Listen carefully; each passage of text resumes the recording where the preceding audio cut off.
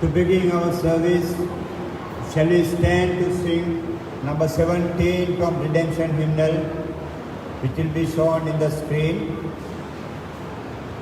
मैं आरंभ කරන්නට අපි නැගිට මේ තිරේ දිස්වන ගීතිකාව ගායනා කරමු. நாங்கள் நம்முடைய ஆராதனை கூட்டத்தை ஆரம்பிக்கும் முகமாக இந்த திரையிலே போடப்படுகிற பாடலை நாங்கள் எழுந்திருந்து நாங்கள் பாடுவோம்.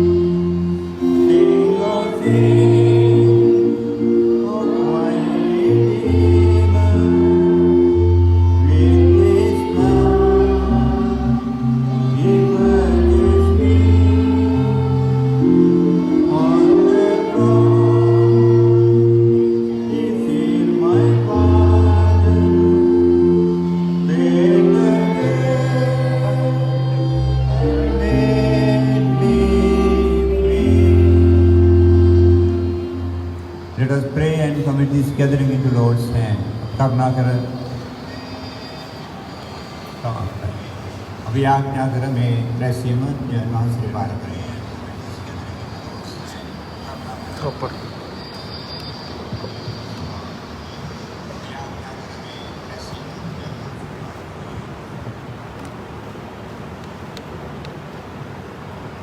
ஜெபம் செய்வோம். வானத்தையும் பூமியும் படைத்த சர்வ வல்லமை நிறைந்த இந்த தேவனாகிய கர்த்தாவே, இந்த கால வேளையிலே உடைய குமாரனாகிய இயேசு கிறிஸ்துவின் நாமத்திலே பிதாவாகிய தேவனை ஆராதிக்கும்படியாக நாங்கள் இந்த வேளையிலே நாங்கள் கூடி வந்திருக்கிறோம். கர்த்தாவே, நீர் செய்த எல்லா கிருபைக்காகவும் கடந்த வாரம் ஆண்டவரே எங்களோடு கூட இருந்து எங்கள் அனைவரையும் ஆண்டவரை நீர் பாதுகாத்து இப்படியாக உங்களை ஆராதிக்கும்படியாக எங்களை நீர் தேர்ந்தெடுத்திருக்க தயவுக்காக நன்றி செலுத்துகிறோம், ஸ்தோத்திரம் செலுத்துகிறோம். கர்த்தாவே, இந்த ஆராதனை கூட்டத்தை நாங்கள் உடைய கரத்திலே நாங்கள் ஒப்புக் கொடுத்து தாழ்மையோடு நாங்கள் ஜெபிக்கிறோம். மனிதனின் சித்தப்படி நடக்காமல் கர்த்தாவே ஆவியானவருடைய வழிநடத்தின்படி இவைகள் அனைத்தையும் நடக்க கிருபை செய்ய வேண்டும் என்று நாங்கள் வேண்டிக் கொள்கிறோம். கர்த்தாவே, உடைய கிருபை எங்களோடு இருக்கிறது. உடைய கிருபைப்படி ஆண்டவரை நாங்கள் கூடி வந்திருக்கப்பட என்னுடைய நம்பிக்கை இருக்கிறது. சுவாமி ஆண்டவரே, வழிநடத்தும் சபையோடு கூட இருங்க. நாங்கள் பாடும் பாடல்களோடு ஆண்டவரே இருந்து உடைய நாமத்தை உயர்த்தி உடைய நாமத்தை மகிமைப்படுத்தி கர்த்தாவே அதை செய்ய எங்கள் கிருபை செய்ய வேண்டும் என்று ஜெபிக்கிறோம். கர்த்தாவே, நாங்கள் ஜெபிக்கிறோம். இந்த வேளையிலே செய்தியை கொண்டு வரும் சகோதரனுக்காக நாங்கள் ஜெபிக்கிறோம். கர்த்தாவே, நீர் தாங்கி உடைய தாசரை அவர் மூலியமாக நீர் பேசும். வந்தவர் ஒருவரும் ஆண்டவரே வறுமையாக இந்த இடத்தை விட்டு போகாதபடிக்கு உடைய வாரத்தில் போஷிக்கப்பட்டு வருகிற இந்த புதிய வாரத்திலே நாங்கள் சமுதாயத்தில் முகம் கொடுத்து போகும்படியாக உடைய வார்த்தை எங்களை தைரியப்படுத்த வேண்டும் என்று நாங்கள் வேண்டிக் கொள்கிறோம். கர்த்தாவே, அப்பம்பிக்கும் ஆராதனையோடு கூட இருங்க. நாங்கள் ஒவ்வொருவரும் அதை அனுசரிக்கும் பொழுது உம்முடைய மரணம், அடக்கம் பண்ணுதல், உயிர்த்தெழுதல், திரும்பவும் வருதல் இதெல்லாம் ஞாபகப்படுத்தி கொண்டு அதை நாங்கள் பரிசுத்தத்தோடு எங்கள் பாவங்களை அறிக்கையிட்டவர்களாக பரிசுத்தத்தோடு அதை செய்ய நீர் கிருபை அளிக்க வேண்டும் என்று சொல்கிறோம். இன்றைய தினத்திலே வர முடியாமல் இருக்கிறதான உம்முடைய பிள்ளைகளுக்காக நாங்கள் ஜெபிக்கிறோம். கர்த்தாவே, அவர் என்ன காரணம் என்று எங்களுக்கு தெரியாது. நீங்கள் கூட இருந்து சுவாமி ஒவ்வொருவரையும் ஆண்டவரே நீரே ஆறுதல் படுத்த வேண்டும் என்று வேண்டிக் கொள்கிறோம். இந்த நாளில் கொடுக்கிறதான ஒவ்வொரு சபைகளுக்காகவும் நாங்கள் ஜெபிக்கிறோம். எங்களுடைய சபைகளுக்காக இலங்கை தேசத்திலேயும் மற்ற அநேக நாடுகளுக்காகவும் நாங்கள் ஜெபிக்கிறோம். கூட இருந்த ஆண்டவரே இந்த ஆராதனையிலே ஒவ்வொருவரும் கலந்து கொள்ளும்படியாக கிருபை அளிக்க வேண்டும் என்று வேண்டிக் கொள்கிறோம். சுவாமி, இணையதளத்தில் யார் யார் இணைந்திருக்கிறார்களோ அவர்களும் ஒவ்வொருவரும் சுவாமி இந்த ஆராதனையில் ஆண்டவரே இணையதளத்தினூடாக பங்கு கொள்ள கிருபை செய்ய வேண்டும் என்று வேண்டிக் கொள்கிறோம். கர்த்தாவே, உமக்கு நன்றி ஸ்தோத்திரம் செலுத்தி இந்த ஆராதனை கூட்டத்தை இந்த கருத்திலே தாழ்மையோடு ஒப்புக் கொடுத்து ஜெபிக்கிறோம். எங்கள் ஆண்டவரும் இரட்சகருமாகிய இயேசு கிறிஸ்துவின் நாமத்திலே நாங்கள் ஜெபிக்கிறோம் பிதாவே, ஆமென். ස්වර්ගයටත් පොළොවටත් අධිපතිකම් කරන්නා වූ අපගේ ස්වාමී වූ දෙවිරජුන් වහන්සේ, ඔබ වහන්සේගේ පාද පාමුලට අපගේ ස්වාමී වූ දයාබර යේසු ක්‍රිස්තුස් වහන්සේගේ නාමයෙන් ළඟා වෙනවා. ස්වාමීන් වහන්සේට ස්තුති වේවා, ප්‍රශංසා වේවා, නමස්කාර වේවා. සියලු උසස් වන්නේ ඔබ වහන්සේට මහිමේ වේවා. ඔබ වහන්සේ මුළු විශ්වයේ එකම දෙවියන් වහන්සේය. ඔබ වහන්සේ හැර වෙනත් දෙවි කෙනෙක් නැත. ඔබ වහන්සේ සිටියා වූත්, සිටින්නා වූත්, මතුවට සිටින්නා වූ දෙවියන් වහන්සේය. කිසිවකුටත් ළඟා විය නොහැකි ආලෝකයේ වැඩවසන්නා වූ මහත් බල පරාක්‍රමයෙන් යුක්ත වූ දෙවියන් වහන්සේය. ඔබ වහන්සේට ස්තුති වේවා, ප්‍රශංසා වේවා, නමස්කාර වේවා. මහවත්ම දෙවි ස්වාමීනි, පවුලක් වශයෙන් අපට එකතු වෙලා ඔබ වහන්සේගේ පාද පාමුලට පැමිණ මෙසේ ඔබ වහන්සේට නමස්කාර කරන්නට දුන්නා වූ මේ අවස්ථාව ගැන ඔබ වහන්සේට ස්තුති ප්‍රශංසා කරනවා. ස්වාමීන් අද දවසේ ඔබ වහන්සේගේ වචනය ගෙනෙන්නා වූ දාසයා ඔබ වහන්සේගේ හස්තයට කැප කරනවා, බාර කරනවා. දෙවි ස්වාමී, ඔබ වහන්සේගේ වචනය ඔහු තුලින් ගලා එන්නට සැලැස්සුව මැනව. අප ධෛර්යවත් කරන්නා වූ වචනය දෙවි ස්වාමීනි ගෙනීම තුලින් සැබෑ නමස්කාරයක් අපේ සිත් තුලින් නැගෙන්නට සැලැස්සුව මැනව. ස්වාමීනි, අසන්නා වූ වචනය අපේ සිත් වලට උකහා ගන්නට අවශ්‍ය කරන ඥාන ශක්තිය ඔබ වහන්සේ අපට ලබා දෙනු වෙනව. ස්වාමීනි, ගායනා කිරීමේදී, වචනය ඇසීමේදී, ඔබ වහන්සේට නමස්කාර කිරීමේදී, ඔබ වහන්සේගේ මේසයට සහභාගී වීමේදී ඔබ වහන්සේගේ කරුණා ගුණය, ප්‍රේමය සිහිපත් කරමින් මේවට සහභාගී වන්නටත්, ඒ සහභාගී වීම තුළින් ඔබ වහන්සේගේ නාමය ගෞරවයටපත් කරන්නටත් ඔබ වහන්සේගේ දරුවන් වශයෙන් අපට හැකියාව ලබා දෙනු වෙනවා. පැමිණීමට නොහැකිව නිවසවල ඉන්නා වූ සියලුම දෙනා ඔබ වහන්සේගේ හස්තයට කැප කරනවා වාර කරනවා. ස්වාමීන් වහන්සේ උන්ට අනුකම්පා කළ මැනව ඔවුන්ගේ කොටස උන්ට ලබා දුණු මැනව. මගේ මින් සිටින්නා වූ සියලුම දෙනා ඔබ වහන්සේගේ හස්තයට කැප කරනවා වාර කරනවා. දෙවි ස්වාමීන් ආරක්ෂිතව මෙම ස්ථානයට ගෙනෙන්න ඔබ වහන්සේම ක්‍රියා කළ මැනව. මහවත්ම දෙවි ස්වාමීන් මේ මොහොතේ පටන් අවසානයේ දක්වා ඔබ වහන්සේ මෙම රැස්වීමේ පාලනය බාරගත මැනව. ඔබ වහන්සේගේ වැඩහිඳීම අපට දැනෙන්න සැලැස්සුව මැනව. ඔබ වහන්සේගේ සුවඳ අපට දැනෙන්න සැලැස්සුව මැනව. දැන් අපගේ ස්තුතිය ප්‍රශංසාව පිළිගත මැනව. ස්වාමී වූ යේසු ක්‍රිස්තුස් වහන්සේගේ නාමයෙන්. ආමේන්.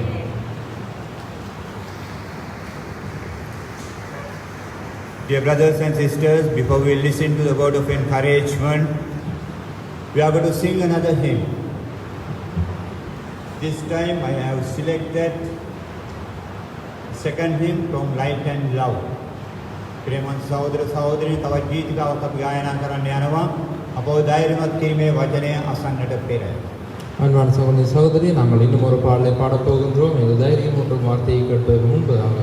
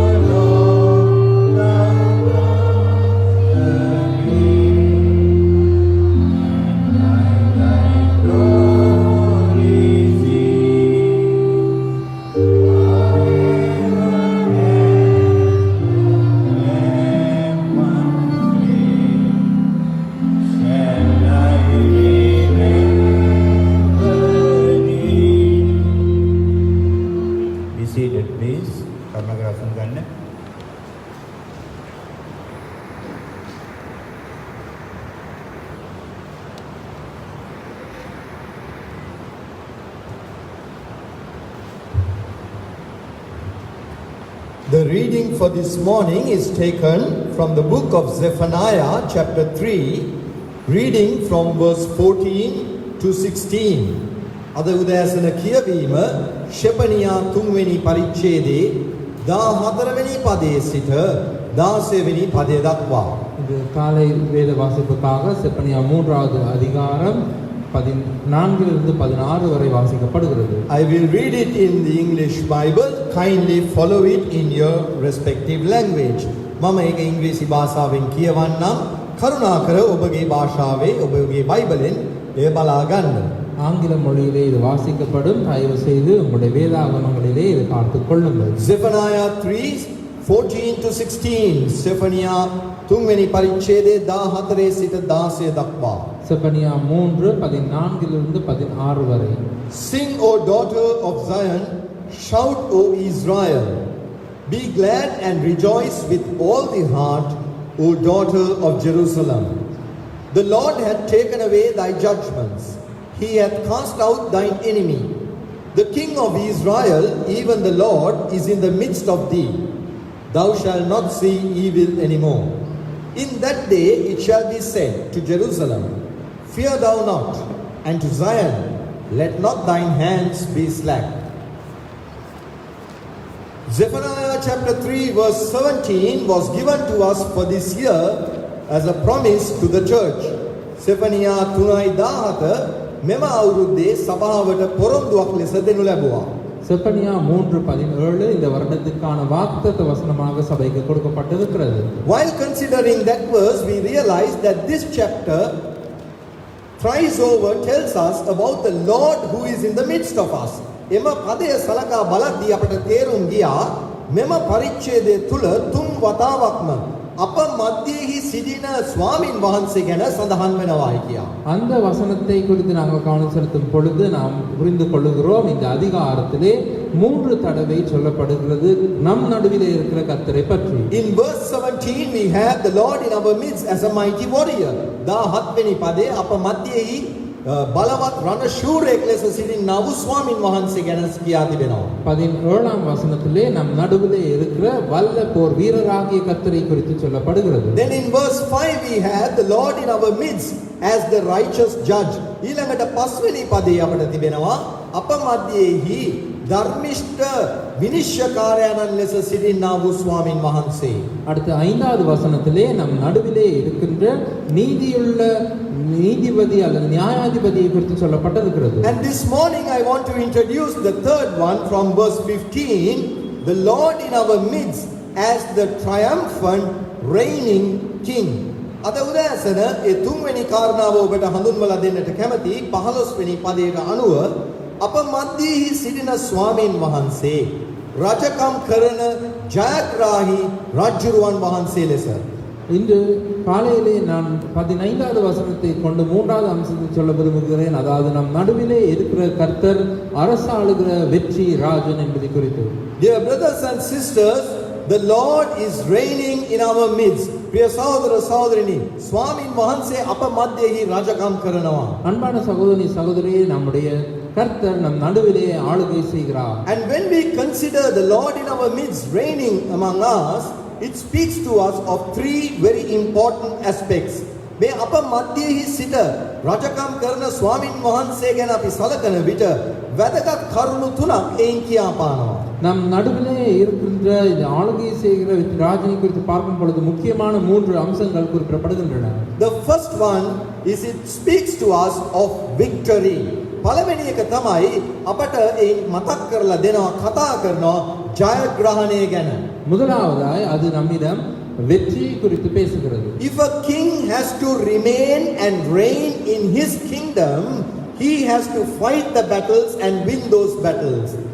රජෙකුට සිදු වෙනොත් ඒ තමන්ගේ රාජ්‍යය තුල සිට රජකම් කරන්නට ඔහුට සිදු වෙනවා සටන් කරලා ඒ යුද්ධ ජය ගන්නට.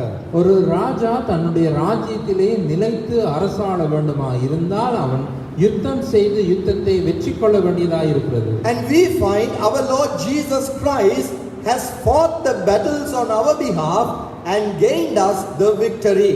අපි දකිනවා අපගේ ස්වාමී වූ යේසුස් වහන්සේ අප උදෙසා සටන් වැදිලා අප වෙනුව අපට ජය හිමි කර දීලා තිබෙනවා. நாம் காண்கிறோம் நம்முடைய ஆண்டவர் இயேசு கிறிஸ்து நமக்காக யுத்தம் செய்து நமக்கு வெற்றியை ஈட்டி தந்திருக்கின்றார். So the Lord is in our midst and that gives us victory. එනිසා ස්වාමින් වහන්සේ අප මැදෙහි සිටිනවා රජුරුවන් වහන්සේ ලෙස. එයින් අපට ජයග්‍රහණය ලැබෙනවා. ஆகவே கர்த்தர் தாமே நம் நடுவிலே ராஜாவாய் இருக்கிறார். ஆகவே நமக்கு வெற்றி உண்டு. The Bible speaks to us of victory achieved through the Lord Jesus Christ. බයිබලයේ අපට කතා කරනවා යේසුස් වහන්සේ කරුණ කොටගෙන ජය ලැබීම ගැන. பரிசுத்த வேதாகமத்திலே ஆண்டவராகிய இயேசு கிறிஸ்துவினால் ஜெயம் கொள்ளுதல், அது வெற்றி கொள்ளுதல் என்பது குறித்து சொல்லப்பட்டிருக்கிறது. First book of Corinthians chapter 15 and verse 57 tells us, but thanks be unto God who gives us the victory through our Lord Jesus Christ. පළවෙනි කොරින්ති 15:57 කියනවා දෙවියන් වහන්සේට ස්තුති වේවා යේසුස් ක්‍රිස්තුස් වහන්සේ කරුණ කොටගෙන අපට ජය දෙන්නා වූ. 1 கொரிந்தியர் 15:57 சொல்லப்பட்டிருக்கிறது, நம்முடைய கர்த்தராகிய இயேசு கிறிஸ்துவினாலே நமக்கு ஜெயம் கொடுக்கிற தேவனுக்கு ஸ்தோத்திரம் என்று. 2 Corinthians 2:14 tells us, but thanks be unto God who always causeth us to be victorious. දෙවැනි කොරින්ති 2:14 අපිට කියා තිබෙනවා ස්වාමින් වහන්සේට ස්තුති වේවා අපව නිතර ජය පෙරහැරේ ගෙන යන්නා වූ ජයග්‍රහණයට පමුණවන්නා වූ ස්වාමින් වහන්සේට ස්තුති වේවායි කියා. 2 கொரிந்தியர் 2:14 சொல்லப்பட்டிருக்கிறது, கிறிஸ்துவுக்குள் எப்பொழுதும் எங்களை வெற்றி சிறக்க பண்ணுகிற தேவனுக்கு ஸ்தோத்திரம் என்று. And that well known verse Romans 8 and verse 37, we are more than conquerors through him that loved us. ඊළඟට රෝම 8:37 ඒ ප්‍රසිද්ධ පදය අපට ප්‍රේම කළා වූ තැනන් වහන්සේ තුල අපි අතිශයින් ජය ගන්නෝ වෙමුව. அடுத்து ரோமர் 8:37 இருக்கிற அந்த பிரபல்யமான வசனத்திலே சொல்லப்படுகிறது, நாம் நம்மில் அன்பு கூறுகிறவர்களாலே முற்றிலும் ஜெயம் கொள்ளுகிறவர்களாய் இருக்கிறோம் என்று. So dear brothers and sisters, when the Lord as King is in our midst, there is victory.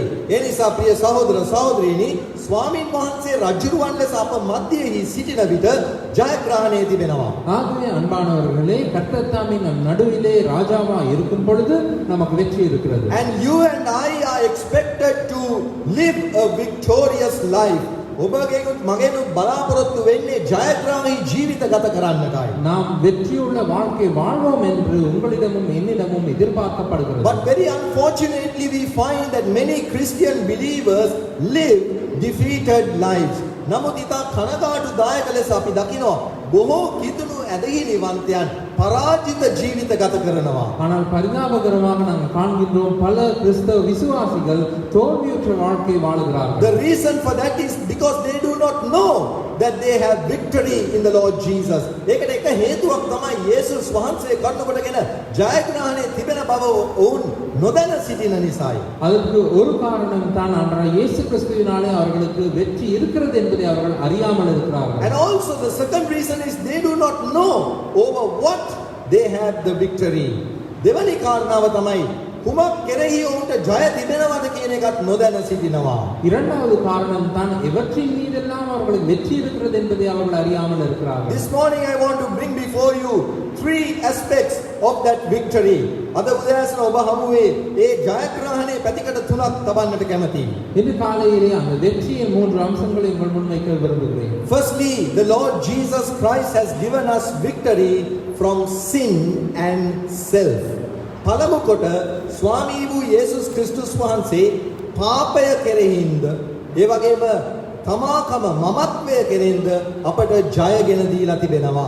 முதலாவதாக அவர் இயேசு கிறிஸ்து பாவத்தின் மீதும் சுயத்தின் மீதும் நமக்கு வெற்றி கொடுத்திருக்கிறார். When the Lord Jesus Christ died on the cross, he not only defeated sin, but by crucifying us with him, he gave us victory over self. ස්වාමී වූ යේසුස් ක්‍රිස්තුස් වහන්සේ කුරුසියක් මත මරණයට පත්වුණු වෙලාවේ උන්වහන්සේ පාපය පරාජය කෙරුවා පමණක් නොවේ. නමුත් අපව උන්වහන්සේ සමග කුරුසිපත් කිරීම කරුණු කොටගෙන අප තමාකමින් සහ මමත්වයෙන්ද අපට ජයගෙන දුන්නා. ஆண்டவராகிய இயேசு கிறிஸ்து கல்வாரி சிலுவையிலே அங்கே மரித்ததினாலே அவர் பாவத்தை தோற்கடித்தது மாத்திரமல்லாமல் நம்மையும் அவரோடு கூட சிலுவையில் அறைந்தபடியினாலே நம்முடைய சுயத்தையும் அவர் மரிக்க செய்திருக்கின்றார். 1 John 5:18, Romans 6:6 are the relevant verses. පළවෙනි යෝහන් 5:18 ரோம 6:6 තමයි ඊට සම්බන්ධ පද. 1 யோவான் 5:18 மற்றும் ரோமர் 6:6 ஆகியவை இது தொடர்பான வசனங்கள். We are sorry we don't have much time to go through these verses, but kindly I encourage you to take note of these verses. අපිට වෙලා මදි මේ හැම පදයක්ම පෙරලලා කියවලා බලන්නට ඒ නිසා ඔබෙන් උදක්ම ඉල්ලා සිටිනවා මේ පද සටහන් කරලා කියවලා බලන්න. இந்த வசனங்களை திருப்பி பார்ப்பதற்கு எங்களுக்கு இப்பொழுது நேரம் இல்லை. நான் தாழ்மையாக கேட்டுக்கொள்கிறேன், தயவு செய்து இந்த வசனங்களை குறித்து வைத்துக் கொண்டு நீங்கள் திருப்பி பார்க்கும்படியாக. So firstly he has given us victory over sin and self. එනම් පළමු කොට උන්වහන්සේ අපට ජය දීලා තිබෙන්නේ පාපය කෙරෙන්ද තමාකම මමත්වයේ කෙරෙන්ද. ஆகிய முதலாவதாய் அவர் பாவம், சுயம் ஆகியவற்றின் மீது நமக்கு வெற்றி கொடுத்திருக்கிறார். The second thing is he has given us victory over the devil and death. දෙවැනි කාරණාව තමයි යක්ෂයා සහ මරණය කියන දෙකෙනුත් අපට ජයගෙන දීලා තිබෙනවා. இரண்டாவதாய் பிசாசு, மரணம் ஆகியவற்றின் மீதும் நமக்கு வெற்றி கொடுத்திருக்கின்றார். When the Lord Jesus Christ was crucified and when he died, the devil thought that he had secured his victory. යේසුස් වහන්සේව කුරුසිපත් කරලා මරණයට පත් කරපු අවස්ථාවේ යක්ෂයා සිතුවා ඔහුගේ ජයග්‍රහණය දැන් ස්ථාපිත වෙලා ඉවරයි කියලා. ஆண்டவர் இயேசு கிறிஸ்து சிலுவையில் அறையப்பட்டு மரிக்கும் பொழுது பிசாசு நினைத்தான் அவனுடைய வெற்றி இப்பொழுது ஊர்ஜிதமாயிற்று என்று. But when the Lord Jesus Christ died on the cross, he defeated the devil and also he gave us victory over death. නමුත් ස්වාමී වූ යේසුස් ක්‍රිස්තුස් වහන්සේ ඒ කුරුසියේ මරණය විඳීමෙන් උන්වහන්සේ යක්ෂයාව පරාජය කෙරුවා. උන්වහන්සේ අපට மரணයෙන් ජයග්‍රහණය ගෙන දුන්නා. ஆனால் ஆண்டவர் இயேசு கிறிஸ்து அந்த சிலுவையிலே மரித்ததன் மூலமாக பிசாசை தோற்கடித்தார், நமக்கு மரணத்தின் மீது வெற்றி கொடுத்தார். Hebrews 2:14 and Romans 6:23. එබ්‍රේව් 2:14 රෝම 6:23. எபிரேயர் 2:14, ரோமர் 6:23. Then the third aspect of victory is he has given us the victory over the world and worldliness. තුන්වෙනි පැතිකඩ තමයි මේම ජයග්‍රහණය. උන්වහන්සේ අපට ලෝකයෙන්ද ලෞකික භාවයෙන්ද අපට ජයගෙන දීලා තිබෙනවා. இந்த வெற்றி மூன்றாவது பக்கம் தான் அவர் உலகத்தின் மீதும் உலக முறையின் மீதும் நமக்கு வெற்றி கொடுத்திருக்கிறார். He has given us the victory over the enmity of the world and also victory over the friendship of the world. උන්වහන්සේ අපට ජය දීලා තිබෙන්නේ ලෝකයේ සතුරුකමෙන් සහ ඒ වගේම ලෝකයේ මිත්‍රත්වයෙන් උන්වහන්සේ ජය දීලා තිබෙනවා. உலகின் பகையின் மீதும் உலகத்தின் நட்பின் மீதும் நமக்கு வெற்றி கொடுத்திருக்கிறார். John 16:33 and 1 John chapter 5, 4 and 5. Yohan 16:33 පළවෙනි යොහාන් 5 වෙනි පරිච්ඡේදයේ 4 5 පද. யோவான் 16:33, 1 யோவான் 5:4-5 வசனங்கள். So dear brothers and sisters, if you and I want to enjoy and experience this victory, there is something very important that has to happen in our lives.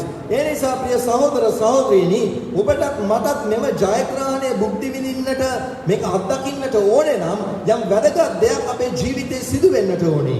ஆகவே அன்பானவர்களே, நீங்களும் நானும் இந்த வெற்றியை அனுபவிக்க வேண்டுமா இருந்தால் நம்மில் மிக முக்கியமான ஒன்று நிகழ வேண்டும். That is, the Lord should be in our lives and he should reign as the king of our lives.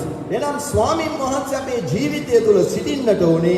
උන්වහන්සේ අපේ ජීවිතේ රජුරුවන් ලෙස උන්වහන්සේ රජකම් කරන්නට ඕනේ. அதாவது கர்த்தர் நம்முடைய வாழ்விலே இருக்க வேண்டும், அவர் நம்முடைய வாழ்விலே அரசராக அரசாள வேண்டும். Only then can you live a victorious life. එවිට විතරයි ඔබට ජයග්‍රාහී ජීවිතයක් ගත කරන්නට පුළුවන්. அப்பொழுது மட்டுமே உங்களால் வெற்றி வாழ்க்கை வாழ முடியும். So dear brothers and sisters, this morning the Lord is reminding us that we need to live that victorious life so that we can make the Lord the reigning king in our lives.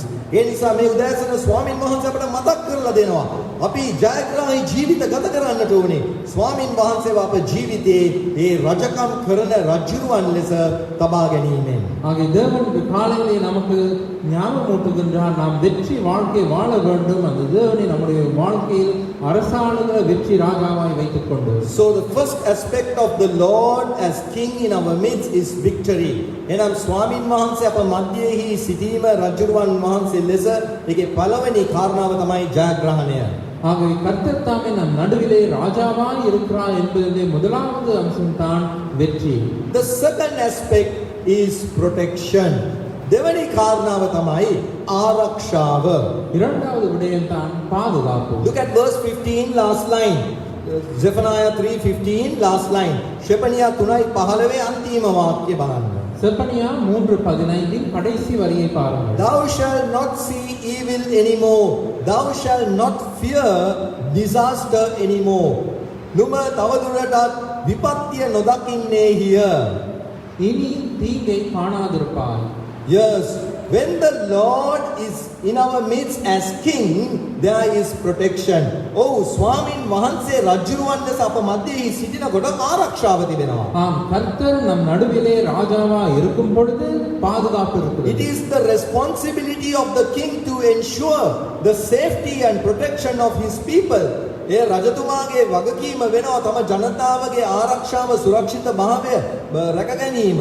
இது ராஜாவின் பொறுப்பா இருக்கிறது தம் ஜனங்களுடைய பாதுகாப்பை உறுதிப்படுத்துவது. And we find here the Lord in our midst is the one who will protect us. අපි මෙතන දකිනවා අප මැදෙහි සිටින ස්වාමින් වහන්සේ රජුරුවන් ලෙස අපව ආරක්ෂා කරනවා. இங்கே நாங்கள் காண்கின்றோம் நம் நடுவிலே இருக்கிற கர்த்தர் தாமே ராஜாவாய் நம்மை பாதுகாக்கிறார். What is he protecting us from? කුමකින්ද අපව ආරක්ෂා කරන්නේ? அவர் எவற்றிலிருந்து நம்மை பாதுகாக்கிறார்? Number 1, he is protecting us from the enemy and the enmity. පළවෙනි එක තමයි උන්වහන්සේ සතුරාගෙන්ද සතුරු කමෙන්ද උන්වහන්සේ අපව ආරක්ෂා කරනවා. முதலாவதாய் அவர் பகைவர்களிடமிருந்தும் பகையிலிருந்தும் நம்மை பாதுகாக்கிறார். Dear brothers and sisters, in this life, in this world, we will face so much of enemies and enmity. Dear සහෝදර සහෝදරියනි, මෙම ලෝකයේ මෙම ජීවිතය තුල අපි බොහෝ සෙයින් සතුරන්ටත් සතුරුකමටත් මුහුණ දෙනවා. அன்பானவர்களே, இந்த உலகத்திலே நாம் அதிகமாக பகைவர்களுக்கும் பகைக்கும் எதிர்கொள்கிறோம். But remember, if the Lord is the king in our midst, he will protect us. නමුත් මතක තබා ගන්න, ස්වාමීන් වහන්සේ අප මැදෙහි සිටින රජුරුවන් ලෙස සිටිනවා නම් උන්වහන්සේ අපව ආරක්ෂා කරනවා. ஆனால் கர்த்தர் நம் நடுவிலே ராஜாவா இருப்பாராயின் நம்மை பாதுகாப்பார். Because the Bible tells us that the battle is the Lord's and the Lord will fight the battle. මන්ද බයිබලයේ කියනවා සටන ස්වාමින් වහන්සේගේ, ස්වාමින් වහන්සේ සටන් කරන සේක කියා. ஏனென்றால் பரிசுத்த வேதாகமம் சொல்லுகிறது யுத்தம் கர்த்தருடையது, கர்த்தரை யுத்தம் செய்கிறார். Maybe today you are facing so much of enemies and enmities in your life. අද ඔබ බොහෝසෙයින් සතුරන්ටත් සතුරුකමටත් මුහුණ දීලා සිටිනවා වෙන්න පුළුවන් ඔබේ ජීවිතේ. இன்று நீங்கள் உங்களுடைய வாழ்க்கையிலே பல பகைவர்களையும் பல பகைகளையும் முகம் கொண்டிருக்கலாம். Remember, you don't need to do anything. All what you need to do is to make sure that the Lord is reigning in your life as the king of your life. මතක තබා ගන්න. ඔබට වෙන කරන්න දෙයක් නැහැ. ඔබ වග බලාගත යුතු එක කාරණාවයි තියෙන්නේ.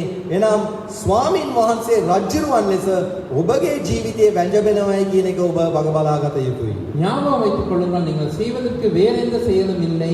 நீங்கள் வகை பார்த்துக் கொள்ள வேண்டும், கர்த்தர் தாமே உங்களுடைய வாழ்விலே ராஜாவாய் இருக்கிறார் என்று. Secondly, the Lord also protects us from evil. දෙවනුව ස්වාමින් වහන්සේ අපව නපුරෙන් ආරක්ෂා කරනවා. இரண்டாவதாய் கர்த்தர் நம்மை பொல்லாப்பிலிருந்து பாதுகாக்கிறார். That is from all harm and danger and disaster. සියලු අනතුරු අන්තරායන් විපත්ති වලින් ආරක්ෂා කරනවා. எல்லா ஆபத்து, விபத்து, விபரீதங்களிலிருந்து நம்மை பாதுகாக்கிறார். Now this doesn't in any way mean that there will not be any harm to us. මේකෙන් කිසිසේත් අදහස් වන්නේ නැහැ අපට කිසිම අනතුරක් වෙන්නේ නැහැයි කියලා. அதனுடைய அர்த்தம் எங்களுக்கு எந்த விபரீதமும் நேரிடாது என்பதல்ல. But here the idea is even in the midst of all that the Lord our King will protect us. නමුත් මෙතන තියෙන අදහස තමයි මේ සියලු දේවල් මැදෙහි ස්වාමින් වහන්සේ අප අතර සිට අපව ආරක්ෂා කරනවා. ஆனால் இதிலே சொல்லப்படுகிற கருத்து என்னவென்று சொன்னால் இது எல்லாவற்றின் நடுவிலும் கர்த்தர் நம்மை பாதுகாக்கிறவராய் இருக்கிறார் என்பது. In Mark chapter 4 verses 35 to 41 we read about the disciples who were caught in a storm while the Lord Jesus was in the boat with them. Mark 4 වෙනි පරිච්ඡේදයේ 35 ඉඳලා 41 වෙනකන් තිබෙනා වූ කොටසේ අපි දකිනවා මේ ගෝලයන් කුණාටුවකට අසු වී සිටිනවා යේසුස් වහන්සේ වුන් සමග ඔරුවේ ඉඳද්දීම. மார்க்கு 4வது அதிகாரம் 35 41 வரையிலான பகுதியிலே நாங்கள் பார்க்கின்றோம். ஆண்டவராகிய இயேசு கிறிஸ்து தங்களுடனே கூட இருக்கும் நேரத்திலேயே சீடர்கள் புயலுக்கு எதிர்கொள்கிறார்கள். But at the end of the story we find the Lord Jesus comes forward and stills the calm. He stills the storm. අපි දකිනවා එම පදේ ඒ කොටසේ අවසානයේදී ස්වාමී වූ යේසුස් වහන්සේ ඉදිරිපත් වෙලා උන්වහන්සේ කුණාටුව නිශ්චල කරනවා. ஆனால் நாங்கள் காண்கின்றோம் அந்த நேரத்திலே ஆண்டவர் முன் வந்து அந்த புயலை அடக்குகின்றார். Dear brothers and sisters, today do you fear the disaster and the danger that surrounds your life? प्रिय सहोदर सहोदरिनी අද ඔබ බයෙන් සිටිනවද? ඔබගේ ජීවිත වට කරගෙන තිබෙනා වූ මේ විපත්ති සහ භයානක අනතුරුදායක දේවල් නිසා. அன்பானவர்களே, இன்று நீங்கள் வாழ்ந்து போய் இருக்கிறீர்களா? உங்களை சூழ இருக்கிற இந்த ஆபத்துகள் விபரீதங்களை கண்டு. If the Lord is the king in your life and if he is reigning, you need not fear that. ස්වාමීන් වහන්සේ ඔබ ජීවිතයේ සිටිනවා නම් රජුරුවන් ලෙස රජකම් කරනවා නම් ඔබට බය වෙන්නට අවශ්‍ය නැහැ. கர்த்தர் உங்களுடைய வாழ்வில் இருப்பாராய் இருந்தால், உங்களுடைய வாழ்க்கையில் அவர் அரசாண்டு கொண்டிருப்பாராய் இருந்தால் நீங்கள் பயப்பட தேவையில்லை. Because even in the midst of all that trouble and calamity, the Lord the King will protect us. මන්දේ සියලු විපත්ති කරදර මැදෙහි ඒ රජුරුවන් වන ස්වාමීන් වහන්සේ අපව ආරක්ෂා කරනවා. என்றால் எல்லா விபரீதங்கள் குழப்பங்கள் நடுவிலும் அவர் கர்த்தர் தாமே உங்களை பாதுகாக்கிறார். The psalmist said in Psalm 23 verse 4, even though I walk in the valley of the shadow of death, I will fear no evil, for thou art with me. ගීතිකා කරුවා ගීතාවලිය 23:4 කිව්වේ මරණ සෙවණේ මිදියාවත මැදින් යන්නෙමු නමුත් කිසි උපද්‍රවයකට බය නොවන්නෙමි. මක්නිසාද ඔබ වහන්සේ මා සමගය. சங்கீதம் 23:4 சங்கீதக்காரன் சொல்லுகிறார், நான் மரண இருளின் பள்ளத்தாக்கில் நடந்தாலும் பொல்லாப்புக்கு பயப்படேன், தேவரீர் என்னோட கூட இருக்கிறீர். So dear brothers and sisters, this morning the Lord is reminding us, even if we may go through a dark patch in our lives, through the valley of the shadow of death, we need not fear, because the Lord our King will protect us. මේ උදෑසන ස්වාමීන් වහන්සේ අපට මතක් කරලා දෙනවා ප්‍රිය සහෝදර සහෝදරිනි. ඒ මරණ සෙවණ මිදියාවත මැදින් අපි යනවා නමුත් අපි අන්ධකාරයේ ගමන් කෙරුවත් ස්වාමීන් වහන්සේ ඒ රජුරුවන් ලෙස අප මැදිහි සිට අපව ආරක්ෂා කරනවා. ඒ නිසා අපිට බය වෙන්නට හේතු නැහැ. இன்று காலையிலே தேவன் நமக்கு இதை ஞாபகம் ஊட்டுகிறார். நாம் மரண இருளின் பள்ளத்தாக்கில் நடந்தாலும், இருளில் சூழ்ந்த காண்டத்தில் நடந்தாலும் நாம் பயப்பட தேவையில்லை. தேவன் நம்மோடு கூட இருந்து நம்மை பாதுகாக்கிறவராய் இருக்கிறார். And the third aspect of his protection is he will protect us from being evicted, from enjoying the inheritance of God. He will protect us from eviction. තුන්වෙනි පැතිකඩ නම් මේ ආරක්ෂා කිරීමේ ස්වාමින් වහන්සේගේ උරුමය භුක්ති විඳීමෙන් අපව පිටවහල් කරනු ලැබීමෙන් ස්වාමින් වහන්සේ අපව ආරක්ෂා කරනවා. மூன்றாவது அம்சம் தான் நாம் கர்த்தருடைய சுதந்திரத்தை அனுபவிப்பதிலிருந்து வெளியேற்றப்படுவதிலிருந்து பாதுகாக்கப்படுவது. If you look at the history of the children of Israel, when the Lord was not reigning over them, they were taken into captive. Israel ජනතාවගේ ඉතිහාසය දෙස බලන විට ස්වාමින් වහන්සේ වුන් අතරේ රජකම් කරපු නැති අවස්ථාවේදී ඔවුන්ව වහල්කමට ගෙන යනු ලැබුවා. இஸ்ரவேலருடைய சரிதையை நாம் பார்க்கும் பொழுது நாம் காண்கின்றோம், அவர்கள் நடுவிலே கர்த்தர் அரசாளாமல் இருக்கும் நேரத்திலே அவர்கள் சிறைப்பிடிக்கப்பட்டு போனார்கள். But here, even before they went into captivity, the Lord is telling them, when I am reigning in your midst, you don't need to be fearful. නමුත් මෙතන ඔවුන් මේ වහල්කමට යන්නටත් පෙර ස්වාමින් වහන්සේ මෙයාට කියනවා, නුඹලා වහල්කමට ගියත් මම ඔබලා අතරේ රජකම් කරන විට නුඹලා ඒව ගැන බය වෙන්නට ඕනේ නැහැ කියලා. ஆனால் அவர்கள் சிறைப்பிடிக்க செல்வதற்கு முன்பதாகவே கர்த்தர் அவர்கள் சொல்லுகிறார், நீங்கள் சிறைப்பிடிக்கப்பட்டாலும் பயப்படாதீர்கள், நான் உங்கள் நடுவே இருக்கிறேன் என்று. Today, do you fear that you would lose your place, that you would lose the inheritance that God has given you to enjoy? අද ඔබ බය වෙනවද ඔබගේ ස්ථානය, ඔබගේ ස්ථාවරය ඔබට නැති වෙලා යයි කියලා? ස්වාමින් වහන්සේ ඔබට භුක්ති විඳින්නට දීපු උරුමය ඔබගෙන් කවුරු හරි පැහැරගනී කියලා බය වෙනවද? இன்று நீங்கள் பயப்படுகிறீர்களா? உங்களுடைய இடத்தை நீங்கள் இழந்து விடுவீர்கள் என்று, கர்த்தருடைய சுதந்திரத்தை நீங்கள் அனுபவிப்பதை இழந்து விடுவீர்கள் என்று பயம் இருக்கிறதா? If the Lord as King is reigning in your life, you need not fear. ස්වාමින් වහන්සේ රජුරුවන් ලෙස ඔබේ ජීවිතේ රජකම් කරනවා නම් එහෙම බය වෙන්නට අවශ්‍ය නැහැ.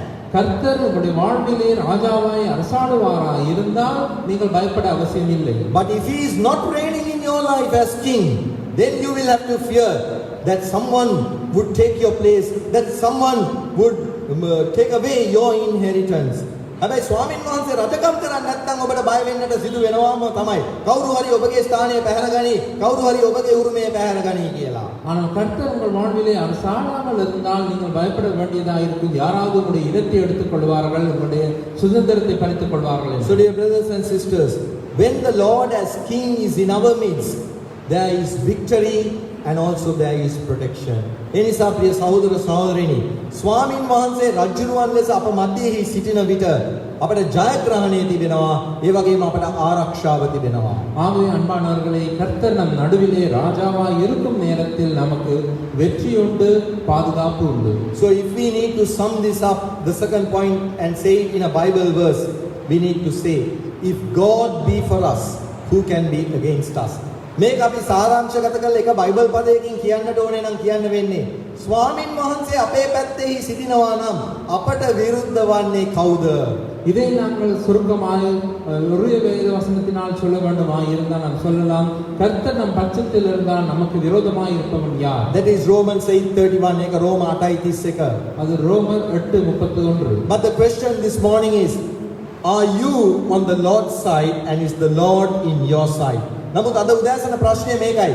ඔබ ස්වාමින් වහන්සේගේ පැත්තේ සිටිනවාද? ස්වාමින් වහන්සේ ඔබේ පැත්තේ සිටිනවාද? ஆனால் இந்த காலையிலே கேட்கப்படும் கேள்வி என்னவென்று சொன்னால், நீங்கள் கர்த்தருடைய பட்சத்திலும் கர்த்தர் உங்களுடைய பட்சத்திலும் இருக்கிறாரா? We are moving on to the third and final aspect of the Lord being the king in the midst of his people. අපි දැන් මේ අවසාන සහ තුන්වෙනි පැතිකඩ බලන්නට යනවා, ස්වාමින් වහන්සේ තම ජනතාව අතරේ රජුරුවන් ලෙස සිටින ගැන.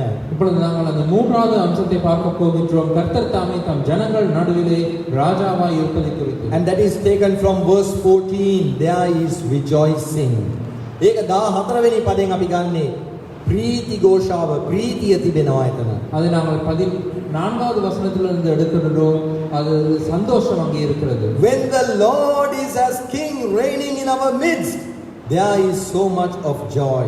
ස්වාමින් වහන්සේ රජුරුවන් ලෙස අප මැදෙහි රජ කරන විට බොහෝසෙයින් ප්‍රීතිය තිබෙනවා.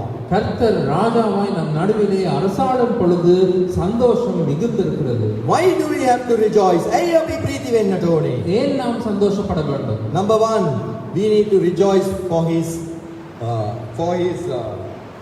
majesty and might. පළවෙනි එක තමයි උන්වහන්සේගේ මහිමය සහ බලය ගැන අපිට ප්‍රීතිමත් වෙන්නට පුළුවන්. அவருடைய மகிமைக்காகவும் அவருடைய வல்லமைக்காகவும் நாம் சந்தோஷப்படலாம். Psalm 145 verses 11 and 12.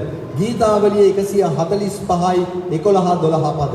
சங்கீதம் 145 11ஆம் 12ஆம் வசனங்கள். Secondly, we can rejoice because of the justice and judgment of our king. දෙවනුව අපට ප්‍රීතිමත් වෙන්නට පුළුවන් අපේ රජුරුවන් වහන්සේගේ යුක්තිය ඉටු කිරීමත් ඒ වගේම විනිශ්චය කිරීමත් කියන කාරණාව ගැන. இரண்டாவதாய் நம்முடைய கர்த்தர் நீதியும் நியாயமும் செய்கிறார் என்பதை குறித்து நாம் சந்தோஷப்படலாம். Psalm 89 and verse 14. ගීතාවලිය 89යි 14. சங்கீதம் 89:14. And thirdly, we can rejoice because of the peace and prosperity that he establishes in the midst of his people. තුන්වෙනුව අපට ප්‍රීතිමත් වෙන්නට පුළුවන් උන්වහන්සේගේ ජනතාව අතරෙහි උන්වහන්සේ සමාදානයක්, සශ්‍රීකභාවය, සඵලත්වය උන්වහන්සේ ස්ථාපිත කරන නිසා. மூன்றாவதாய் நாம் சந்தோஷப்படலாம், கர்த்தர் தாமே தம்முடைய ஜனங்கள் நடுவிலே சமாதானத்தையும் செழிப்பையும் ஏற்படுத்துகிறபடியால். Psalm 147:14. ගීතාවලිය 147යි 14.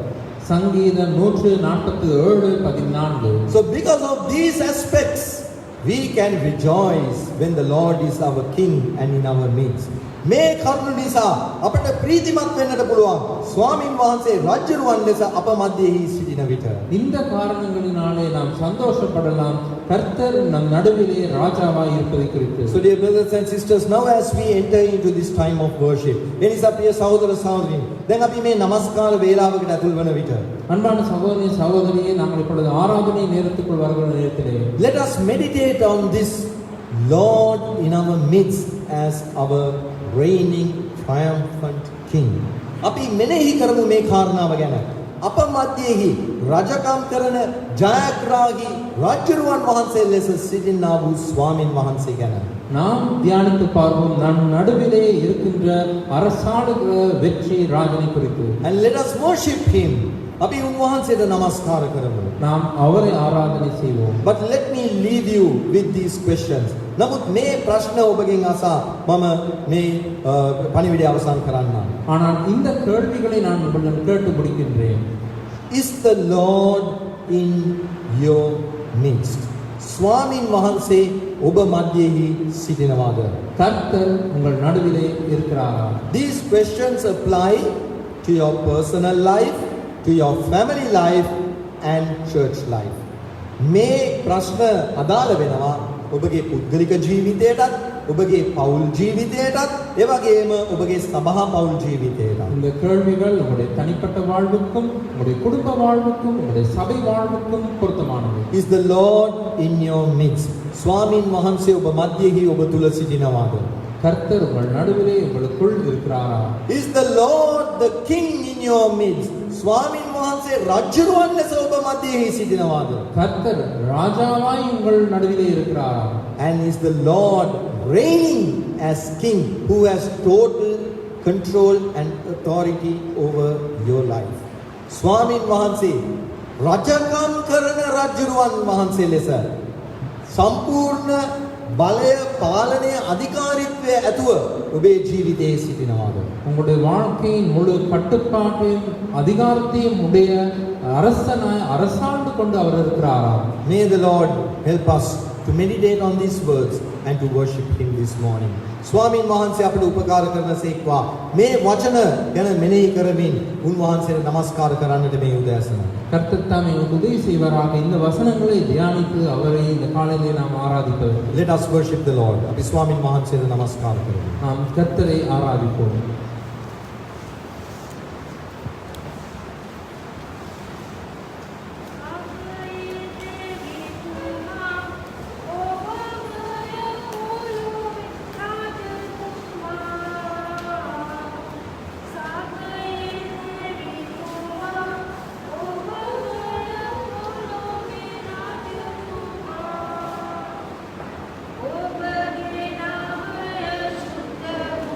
Oh,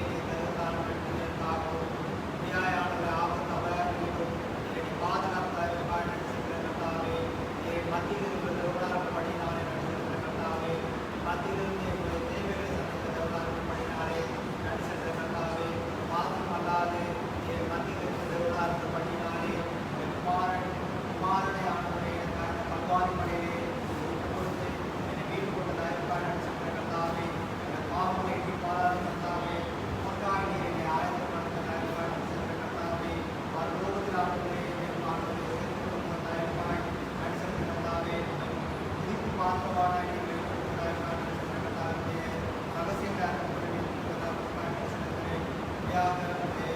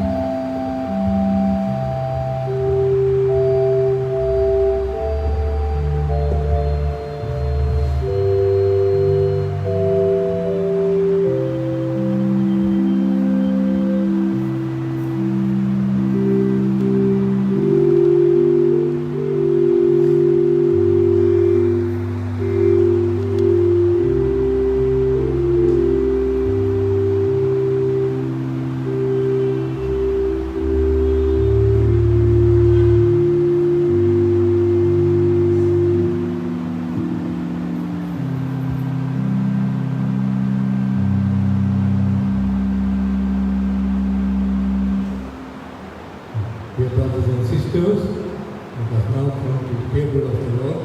ප්‍රිය සහෝදර සහෝදරිනි අපි දැන් ස්වාමින් වහන්සේගේ මේසය වෙතට ළඟා වෙමු. அன்பான சகோதர சகோதரி நாம் இப்பொழுது கர்த்தருடைய பாத்திரத்தில் உள்ளதாக வருவோம்.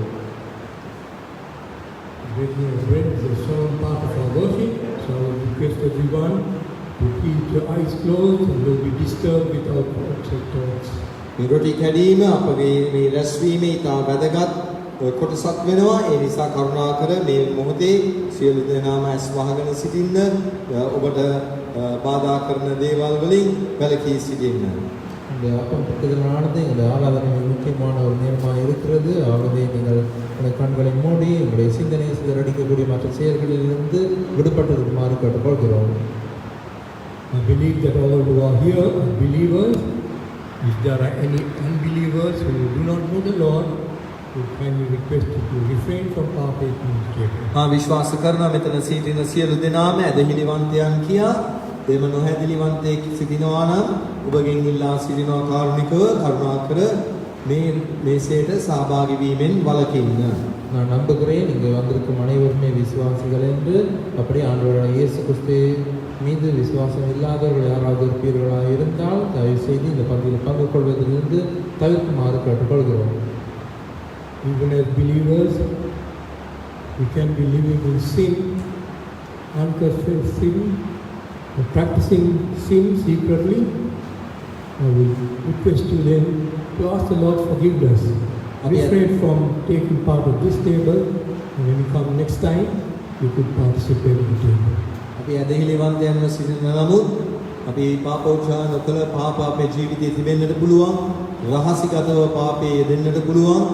එහෙම සිටිනවා නම් කරුණාකර මේ මේසයට සහභාගී වීමෙන් වළකින්න.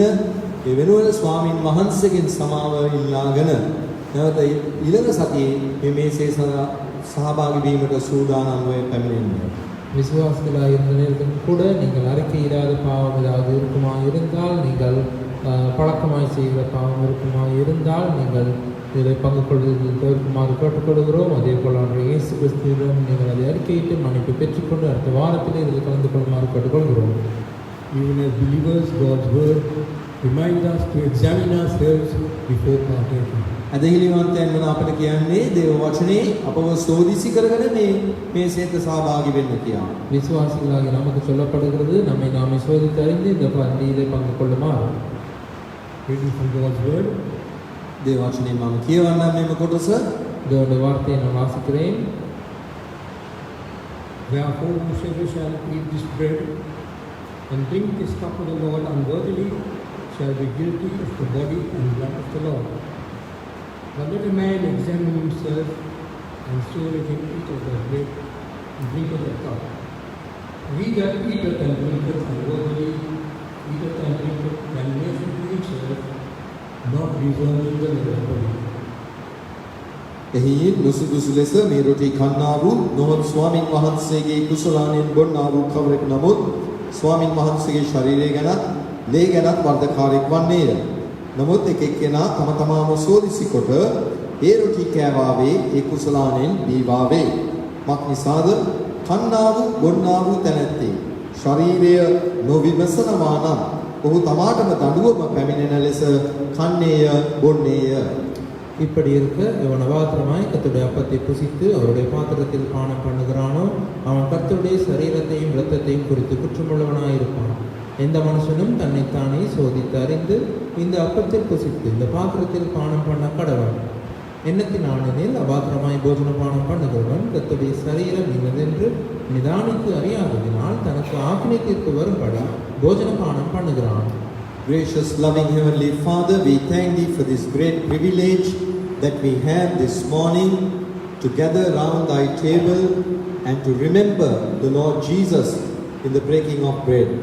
Lord, we thank Thee for the body that was broken and the blood that was shed, Lord, which brought forgiveness for our sins. Lord, as we partake of these emblems this morning, pray, Lord, that would help us to truly be grateful for what has been accomplished on our behalf. And also, Lord, help us to live lives that would glorify Thee. Lord, help us, O Lord, that we may show forth, we may proclaim the death of the Lord Jesus. Loving Lord, we thank Thee that as we partake of this bread and wine, we are also able to proclaim that we are brothers and sisters in the Lord Jesus. We are one family, the family of God. So we give ourselves to Thee, consecrating our lives to Thee. We thank Thee and praise Thee in the name of our loving Savior, the Lord Jesus Christ. Amen. Amen.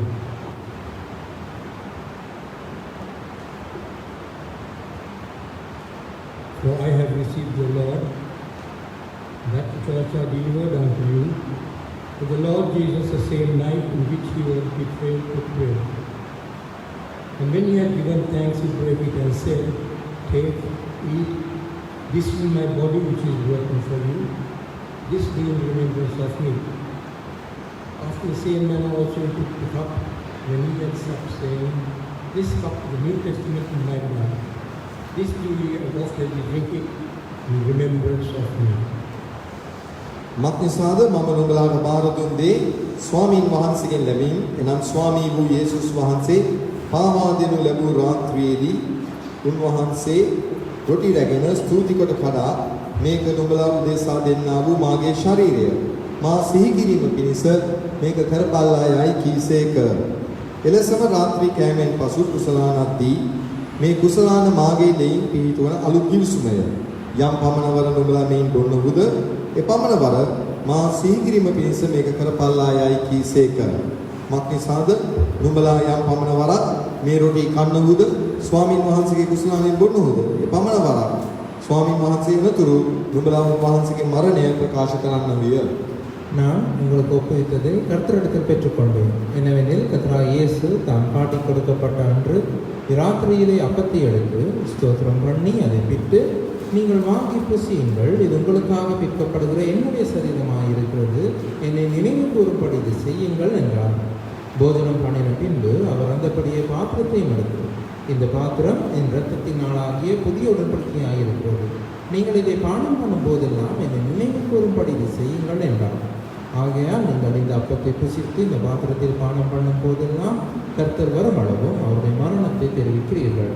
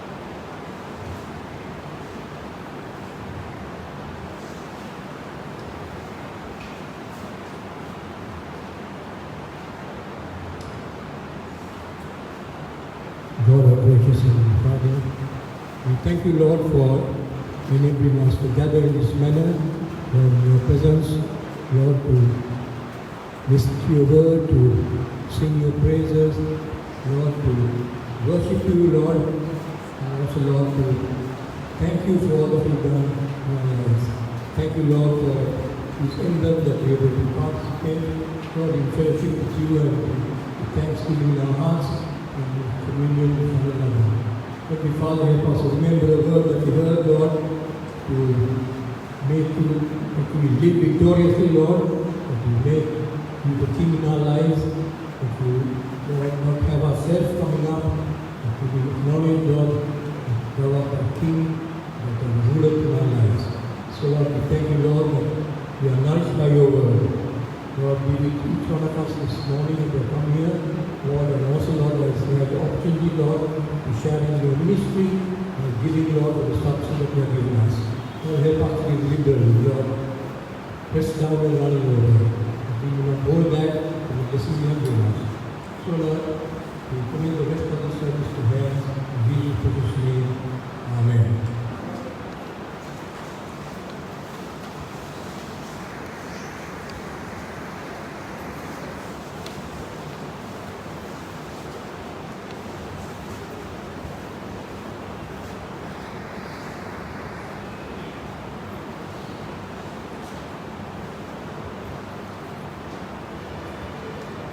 Dear brothers and sisters, as you have heard, we are in the presence of our King. ප්‍රේමන්ත සහෝදර සහෝදරයනි, අපි ඇසූ පරිදි අපි අපගේ රජුන් වහන්සේ ඉදිරියේ ඉන්නේ. அன்பான சகோதர சகோதரி, நாங்கள் கேட்டதோடு நாங்கள் நம்முடைய ராஜாவுக்கு முன்பதாக இருக்கிறோம். So it is our time to bring our offerings from our possessions to our King. ඉතින් අපේ වෙලාව අපේ පඳුරු ගේන්නේ නැත්නම් අපිට තියෙන දේ අපේ රජුන් වහන්සේට දෙන්න. ஆகவே இப்பொழுது நம்முடைய நேரமாக இருக்கிறது, நமக்கு இருப்பதை கொண்டு நம்முடைய உடைமைகளிலிருந்து நாம் தேவனுக்கு நம் ராஜாவுக்கு கொண்டு வருவதற்கு. So while we bring our offerings, let us sing number 19 from Utungi. அங்கே நாங்கள் கர்த்தர் காணிக்கையை கொண்டு வருகிற நேரத்திலே இன்னொரு தினம் பாடப்பட்டது 19வது பாடலை பாடுவோம். அது வரிகள் துணையிலும் போடப்படும். Shall we stand to sing? kita gaya කරමු.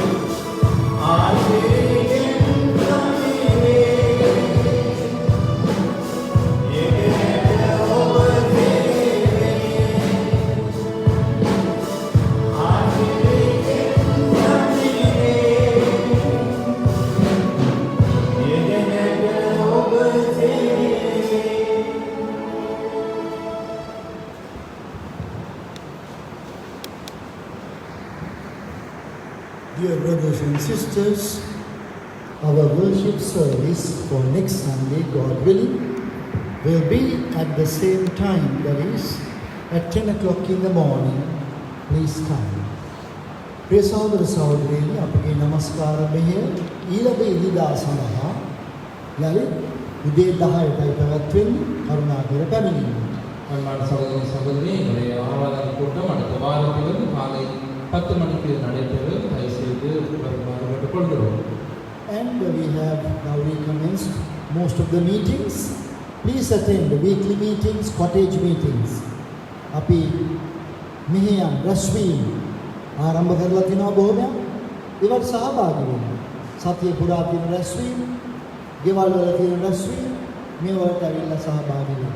அதே போல எங்களுடைய மற்ற பல கூட்டங்களை நாங்கள் மீண்டுமாய் ஆரம்பித்திருக்கிறோம். வார நாட்களில் நடைபெறும் கூட்டங்கள், வீட்டு கூட்டங்கள் ஆகியவைகளில் கலந்து கொள்ளுமாறு கேட்டுக்கொள்கிறோம். Please earnestly pray that we'll be able to recommence our gospel meetings also.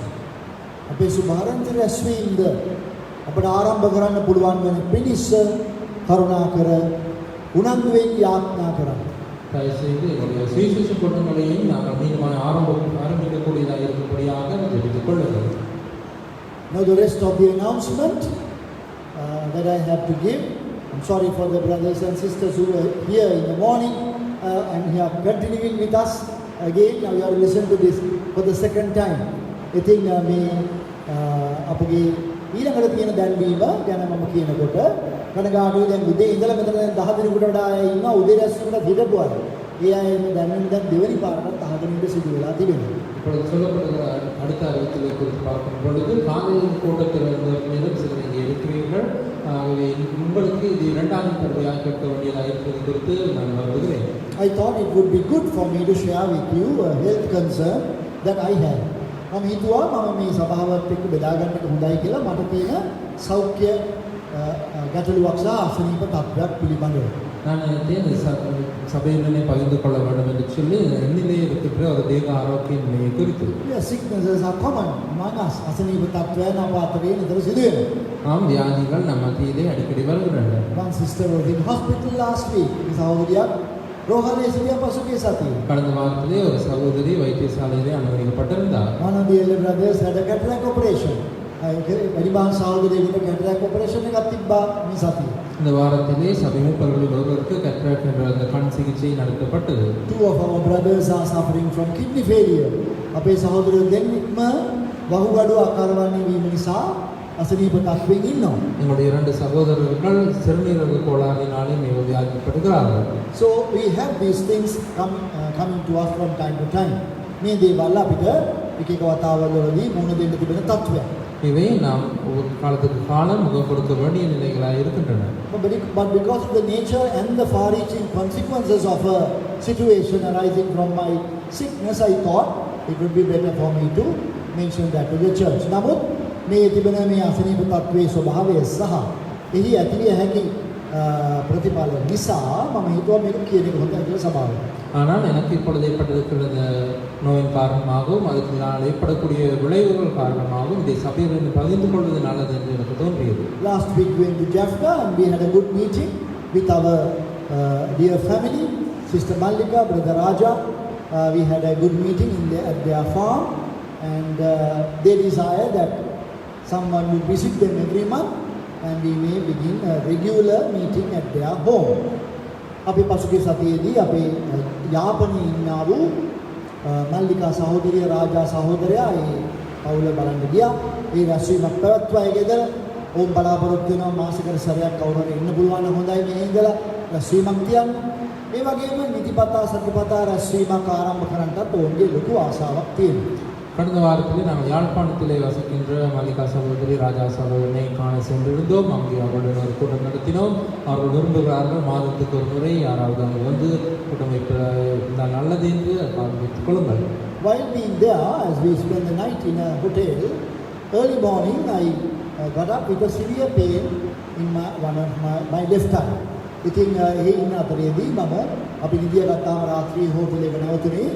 එතකොට උදේ පාන්දරට මම නැගිට්ටා. ඉතා තදබල වේදනාවක් මගේ එක හැක තිබුණා.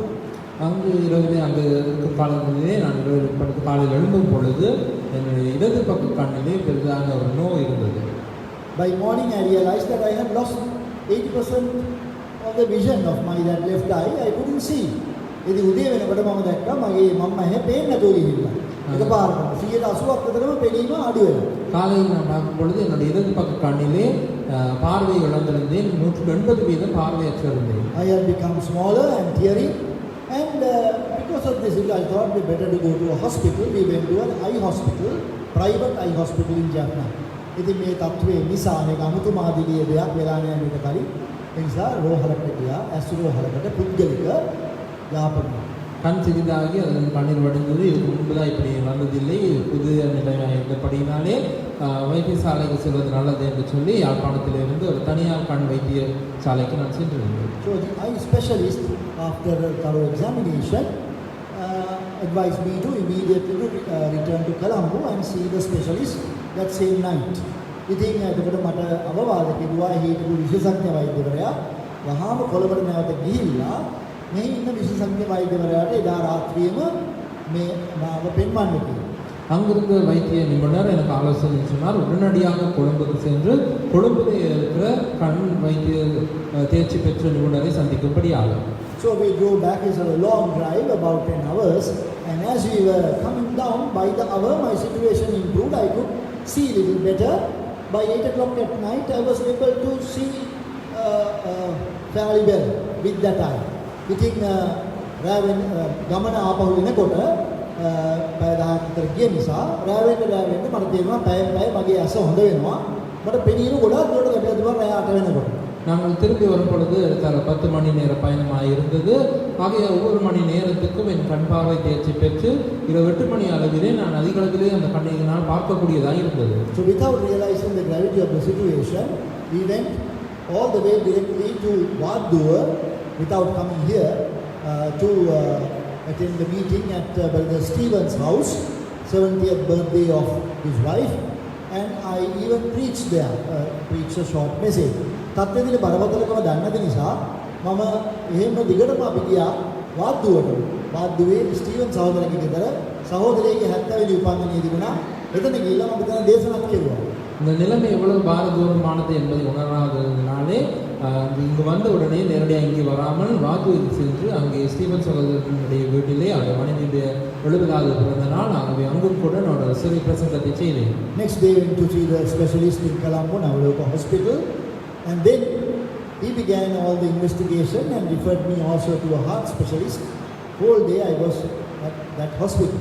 ඉතින් එතනදී වෛද්‍යවරයා විශේෂඥ වෛද්‍යවරයා පහුවෙනිදා උදේ මේ නවලෝක රෝහලේ මාව බලලා ඊට පස්සේ විවිධ පරීක්ෂණ කරලා හෘදයාබාධ වංශයටත් මාව යවලා එහි ඉන්න වෛද්‍යවරයාවත් පරීක්ෂණ පැවැත්තුවා.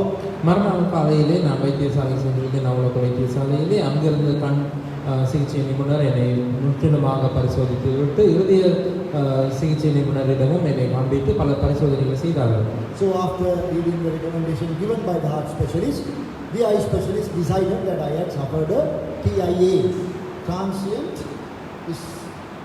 ischemic attack.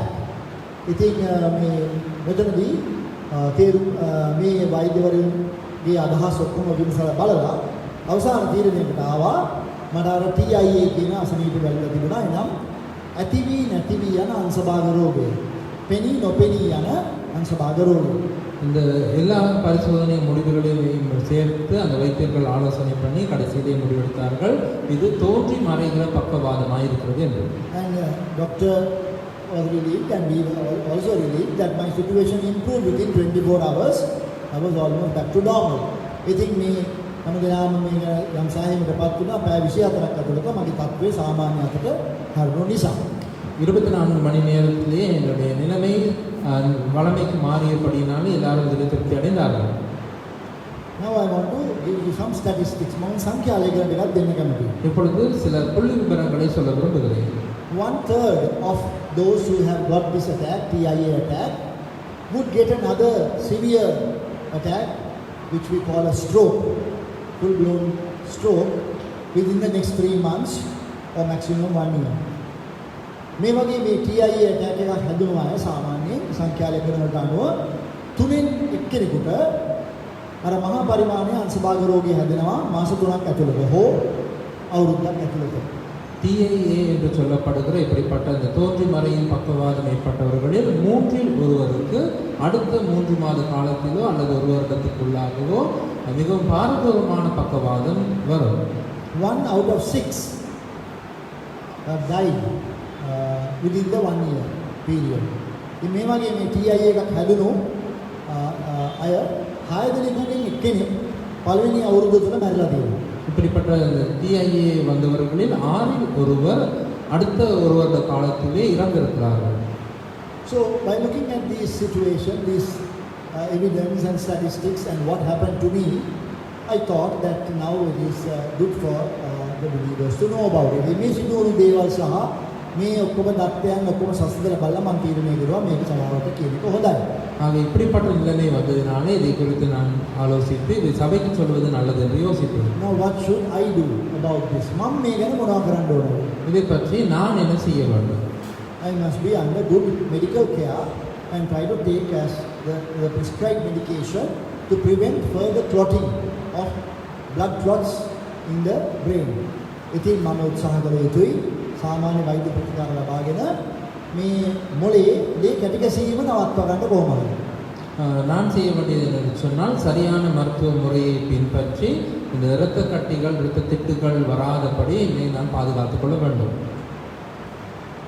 It can be either due to high blood pressure or diabetes or cholesterol or hereditary. ඉතින් මේක සිදු වෙන්න පුළුවන් මේක එක්කෝ අපිට මේ තිබුණොත් එහෙම මේ අධික උදර පීඩනය blood pressure කියලා කියන්නේ ඒක තිබුණොත් එහෙම නැත්නම් දියවැඩියාව තිබුණොත් cholesterol තිබුණොත් එහෙම නැත්නම් පරම්පරාවේ ජානමය ගැටලුවක්. இது அந்த உயர் இரத்த அழுத்தம் இருந்தாலோ அல்லது நீரிழிவு நோய் இருந்தாலோ அல்லது என்று சொன்னால் கொலஸ்ட்ரால் இருந்தாலோ அல்லது சொன்னால் இது மரபு ரீதியாக வருகின்ற ஒன்றாக இருந்தாலோ இது ஒருவருக்கு வரலாம். My problem seems to be hereditary. මගේ ප්‍රශ්නය නම් මේ ජාන වලින් එන ගැටලුවක් බව තමයි. எனக்கு இருக்கும் இந்த நிலையானது மரபணுக்களால் வந்த ஒரு பிரச்சனையாகவே தோன்றுகிறது. My mother's father, my mother's elder sister, my mother's younger sister, all of them died of this same thing. They had a blood clot and got a stroke and died. ඉතින් මේ මගේ මාගේ පියා, මගේ වැඩිමහල් සහෝදරිය, මගේ බාල සහෝදරිය සහ තවත් අය මේ විදිහට ලේ ගැටියක් නිසා තමයි ඔවුන්ට අර අංශභාගය කියන ස්ට්‍රෝක් එකක් හැදිලා මරණයටපත් වුණා. என்னுடைய தாயின் தகப்பனார், என்னுடைய தம்பியார், இந்த தமக்கை இவர்கள் எல்லாரும் இந்த இரத்த கட்டி வந்து தான் இறந்தார்கள். So I should be under the care of specialists, which I am doing. About 3 specialists. They go through some tests now. We have to do something this week also, and medication to thick the blood and try to avoid clotting. ඉතින් ඒ නිසා මමත් ඒ විදිහට දැන් මේ වෛද්‍යවරියන්ට ඉන්නවා. වෛද්‍යවරු 3 දෙනෙක් විශේෂඥ බලනවා. ඉතින් ඒ වගේම ලේ කැටි ගැසීම වළක්වන්න බෙහෙත් බොනවා. ලේ සිනිඳු වීමට බෙහෙත් බොනවා දැන් අලුතෙන්. ඉතින් මේ වගේ අවශ්‍ය කරන දේවල් කරගෙන යනවා. ஆகவே நான் இப்பொழுது தேர்ச்சி பெற்ற வைத்திய நிபுணர்கள் 3 கீழாய் நான் மருத்துவம் பெற்று வருகிறேன். நான் இந்த இரத்த உறைவதிலிருந்து விடுபடுவதற்கு இரத்தத்தின் பாகுநிலை பேணுவதற்காக மருந்துகள் எடுத்து வருகின்றேன். Most importantly, I must be under the care of the great physician, the greatest one, the Lord Jesus. වැඩි වශයෙන් මම ස්වාමී වූ යේසුස් වහන්සේ වන මහා වෛද්‍යවරයා, පරම වෛද්‍යවරයාගේ අරතේ සිටින්න ඕනේ. அதிக அளவிலே நான் மிக சிறந்த வைத்தியராகிய அந்த இயேசு கிறிஸ்து ஆகிய பரம வைத்தியர்களாய் நான் இருக்க வேண்டும். And we have to submit ourselves to the sovereign will of God. අපි හැමදෙනාම දෙවියන් වහන්සේගේ ඒ පරමාධිපත්‍යයෙන් යුතු වූ කැමැත්තට යටත් වෙන්න. நாம் எல்லாரும் தேவனுடைய அந்த இறையாண்மை மிக்க விருப்பத்துக்கு சித்தத்துக்கு கீழ்ப்படிய வேண்டும். So we may have to face situations where we don't like. ඒ නිසා අපි කැමති නැති තත්ත්වයන්ට අපිට මුහුණ දෙන්න වෙනවා. ஆகவே நாம் விரும்பாத சூழ்நிலைகளுக்கு முகம் கொடுத்தாக வேண்டும். But if it is under the sovereign will of God, it is for our own good, spiritual good, eternal good. නමුත් පරමාධිපත්‍යයෙන් යුතු නිවන වහන්සේ කැමැත්තට අනුව නම් ඒ සිදුවෙන දේවල් අපේ යහපතට, අපේ සදාකාලික යහපතට. ஆனால் தேவனுடைய இறையாண்மை மிக்க சித்தத்தின் படி நடக்குமா இருந்தால் இது நம்முடைய நன்மைக்காக, நம்முடைய ஆவிக்குரிய நித்திய கால நன்மைக்காகவே. Third thing I should do is I must try to take it easy a little bit and try to avoid stress. ඉතින් තුන්වෙනි කාරණා මම ටිකක් දැන් අර අධික ආතතිය වගේ දේවල් අඩු කරගෙන කටයුතු කරනවා හොඳයි ඉදිරි කාලය තුල. மூன்றாவது நான் செய்ய வேண்டியதுதான் அது இந்த மன உளைச்சலுக்குள்ளாகாமல் மன அழுத்தம் வராதபடி நடந்து கொள்ள வேண்டும். What should you do? What could you do? ඔබට කළ හැක්කේ කුමක්ද? ඔබ කරන්න කියලා මම ඉල්ලන්නේ කුමක්ද? நீங்கள் செய்யுமாறு உங்களிடம் நான் இதை கேட்கிறேன். Please pray for me for complete healing during this last the 3 months that is coming would be very crucial. ඒ නිසා මේ ඉදිරියේ තිබෙන කාලය තුල මම ඔබෙන් ඉල්ලන්නේ මම යාඥා කරන්නේ. ඉදිරි මාස තුන හරි වැදගත් වෙනවා මේ කාරණාවේදී. அடுத்து வரும் காலங்களிலே எனக்காக நீங்கள் ஜெபிக்குமாறு நான் கேட்டுக்கொள்கிறேன். முக்கியமாக அடுத்து வரும் 3 மாதங்கள் மிக முக்கியமானவை. දෙවනුව විවිධාකාරයේ යෝජනා මට ඉදිරිපත් කිරීමෙන් පුළුවන් තරම් දුරට වළකින්න උත්සාහ කරනවා. இரண்டாவதாய் வெவ்வேறு ஆலோசனைகளை எனக்கு சொல்வதை தவிர்க்குமாறு கேட்டுக்கொள்கிறேன். මේකට කොහොමද දිය කරලා බිව්වොත් හොඳයි. මේකට බෑ භාගයක් අවුව හිටියොත් හොඳයි. මේකට කරවිල ගෑවොත් හොඳයි. මේකට ඔළුවේ තෙල් ගෑවොත් හොඳයි. මේකට හොඳ වෙදෙක් ඉන්නවා යම් එතන ගියොත් හොඳයි. එහෙම නැත්නම් ඔක්කොම බැින පැණි ටිකක් බිව්වත් හොඳ වෙනවා. இதற்கு வேப்பிள்ளை கரைத்து குடித்தால் நல்லது, அல்லது அரை மணி நேரம் வெயிலில் இருந்தால் நல்லது, அல்லது சில அங்கே ஒரு நல்ல வைத்திருக்கிறார் அவரை காண சென்றால் நல்லது. මම කියලා තියෙනවා තමයි ඇහෙනවා මම මේ කියන්නේ අපේ දීදි බන්දාගෙන උළුහාල් තම්බල බොන්න සවුල් කඳ ටිකක් බොන්න දාන්න ඇහැරතු වුණා නේද? එහෙනම් දාන්න දෙලුම් වල ටිකක් තම්බල වතුර දාන්න. ඉතින් මේවා තමයි ඉතින් අපි කියන දේවල් මේවා ඉතින් කියන්නත් එපා ඒවා කරන්නත් එපා. வெந்தயத்தை தண்ணீர் ஊற வைத்து குடித்தால் நல்லது. இப்படிப்பட்ட காரியங்களை நாங்கள் சொல்வதை நாங்கள் கேட்டிருக்கிறோம். இப்படிப்பட்ட பயனில்லை. The important thing is to prevent blood clots forming. වැදගත් දේ තමයි ඔය රුධිරයේ අර දේකට සිහි බලකෝ ගන්න. மிக முக்கியமானது என்று சொன்னால் இந்த இரத்தத்திலே இரத்த கட்டிகள் உருவாவதை தவிர்த்து கொள்ள வேண்டும். And the third thing is, dear brothers and sisters, you could do is to finish all unfinished transactions with me. තුන්වෙනි කාරණා තමයි සහෝදරයනි මාත් එක්ක තියෙන ගනුදෙනුවල්. ඒ කියන්නේ ඉවර කරගත්ත නැති ගනුදෙනු ඉවර කරගන්න. மூன்றாவது விடயம் தான் இன்னொன்றுமே கூட நீங்கள் முடித்துக் கொள்ளாத நிறைவேறாத செய்து முடிக்காத கொடுக்கல் வாங்கல் ஏதாவது இருக்குமா இருந்தால் முடித்துக் கொள்ளும். ඔබ සමහර දෙනෙක් ටික දෙනෙක් ඉන්නවා ඔබලා ගෙදර ඔප්පු මල්ලඟ ආරක්ෂාවට තියලා තියෙනවා. உங்களுக்கு சிலருடைய வீட்டு பத்திரத்தை என்னிடத்திலே பாதுகாப்புக்காக கொடுத்து வைத்திருக்கிறார்கள். වැදගත්ම ලියකියවිලි ෆයිල් එක දාලා මට දීලා තියෙනවා. மிக முக்கியமான ஆவணங்களை எனக்கு ஒரு கோப்பில் போட்டு கொடுத்திருக்கிறீர்கள். කීප දෙනෙක් රත්තරන් බඩුලක් පවා මල්ලඟ හංගලා තියෙනවා. சிலர் உங்களுடைய தங்க நகைகளை என்னிடம் கொடுத்து மறைத்து வைத்திருக்கிறீர்கள். සමහර එකේ දෙයකට අයිති සෑහෙන ප්‍රමාණයේ මුදලුත් මල්ලඟ තියලා තියෙනවා. அதே போல ஒரு சிலருக்கு சொந்தமான மிகப்பெரிய அளவிலான பணத்தொகையும் என்னிடம் இருக்கிறது. එවැනි අය කරුණා කරලා මට පුද්ගලිකව හිමින් කතා කරන්න හදිස්සියෙන් නැතුව.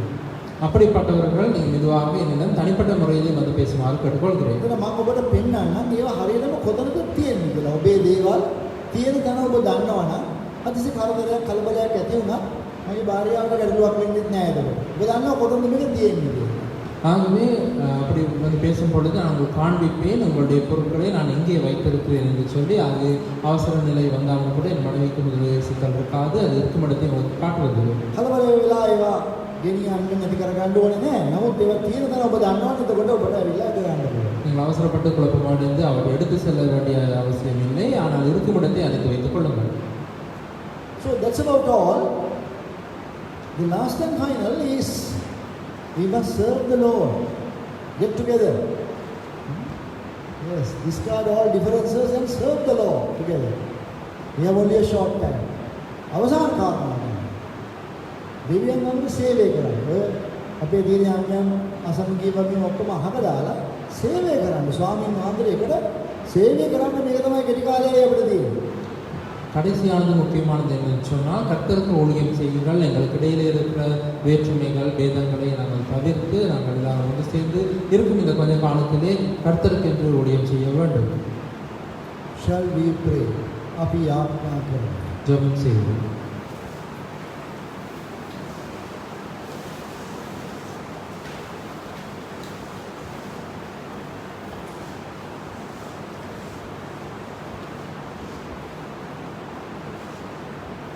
අපගේ ප්‍රේමවන්ත දෙවි පියාණනි අපි ඔබ වහන්සේට ස්තුතිවන්ත වෙනවා. ඔබ වහන්සේ සදාකාලික වූ දෙවියන් වහන්සේ, ඔබ වහන්සේගේ සදාකාලික හස්තය අප දරා සිටිනවා. මේ නිසා ඔබ වහන්සේගේ සදාකාලික අභිප්‍රායන් තුළට ඇතුල් වූ ඔබ වහන්සේගේ දරුවන් වන අපට ප්‍රීතියෙන් සහ ජයග්‍රාහී ලීලාවෙන් මේ ජීවිතයේ දිනපතා ගමන් කළ හැකි නිසා ඔබ වහන්සේට ස්තුති ප්‍රශංසා වේවා. මහෝත්තම ස්වාමීනි, අපි ජීවත් වුණත් මරුණත් අපි ඔබ වහන්සේට අයිතියි. ඔබ වහන්සේගේ ප්‍රේමයෙන් අපිව වෙන් කරන්නට පුළුවන් වූ කිසිම දෙයක් නැත. ඒ නිසා අපි ඔබ වහන්සේට ස්තුති ප්‍රශංසා කරනවා. ඉතින් ස්වාමීනි, ඔබ වහන්සේ කෙරෙහි net රඳවා සිටින්න විවිධ අසනීප තත්වයන් තිබෙන අයටත්, ඒවා වලින් සුව වෙමින් ඉන්න අයටත්, අසනීප තත්ත්වයක් ගන්න නැති අයට පුළුවන්කම ලබා දුන මැනව. එකම බලාපොරොත්තුව ඔබ වහන්සේ කරගෙන ජීවත් වෙන්නත් සේවය කරන්නත් කරුණාව ලබා දුන මැනව. මේ සතිය තුලදී නීතා සහෝදරිය රෝහලේ සිට දැන් සෝවි ගෙදරින්ට කරුණාව දුන් නිසා ඔබ වහන්සේට ස්තුති වේවා. බිතානගේ සහෝදරයා තම ඇසේ එම කැටරක් සල්ල කර්මය සාර්ථකව නිම කරගෙන ගෙදරින්ට කරුණාව ලබා දුන් නිසා ස්තුති වේවා. දෙවි ස්වාමීනි, කදිරේෂන් සහෝදරයා අපි යාත්‍රාවෙන් බාර කරනවා. ඔහුට මහරෝහලේ ලියාපදිංචි වීමට නියම කර තිබෙනවා. මේ කෘතිමව පිරිසුදු කිරීමේ කාරණාවට ලැස්ති වෙන්නත් ඒ යම් සැපයීමක් තිබෙනවා නම් වහුඩුවක් මාරු කිරීමට ස්වාමීනි ඔබ වහන්සේ තමයි මේ සපයා දෙන්න ඕනේ. ඔබ වහන්සේ පුදුම දෙයක් කළා. ඔව් ස්වාමීනි, ක්‍රියා කළා. මේ ප්‍රශ්නෙට විසඳුම අපිට ලබා දුන්නා. අපේ ආඥා සෝදන ස්ටීවන් සහෝදරයාගේ දැනට ඒ ලේඛ කෘතිමව පිරිසුදු කිරීම කරගෙන යනවා. සතියට එකපාරක් බැගින් මේ සහෝදරට ඔබ වහන්සේගේ අනුග්‍රහය වැඩි කර දී මේ කරන ප්‍රමාණය ප්‍රමාණවත් වෙන්න සැලැස්සුවම දේව ස්වාමීනි ඔව ආරක්ෂා කරගන්න. එමෙන්න අප අතරේ තවත් විවිධ අසනීප තත්වයන් නැතුව ඉන්න ඔබ වහන්සේගේ දරුවන් සුව කර ශක්තිමත් කර සේවය කරන්නට ඔබ වහන්සේ පුළුවන්කම ලබා දෙන මැනව කියා ඉල්ලා සිටිනවා. එක දවසක්වත් පමාන කොට සහ අතපසු නොකොට ඔබ වහන්සේගේ සේවයේ කටයුතු වල නිරත වෙන්න ඔබ වහන්සේගේ දරුවන්ට පුළුවන්කම දුන මැනව. අපි ඔබ වහන්සේගේ අත්වලට බාර වෙනවා. ස්තුති ප්‍රශංසා නමස්කාර කරනවා. ගලුන්කාර ස්වාමීනි යේසුස් වහන්සේගේ නාමයෙන්. ආමෙන්. Now may the grace of the Lord Jesus Christ and the love of God the Father and the continuing fellowship of the blessed Holy Spirit rest and abide with each one of us this day and until the Lord Jesus Christ comes again. Amen.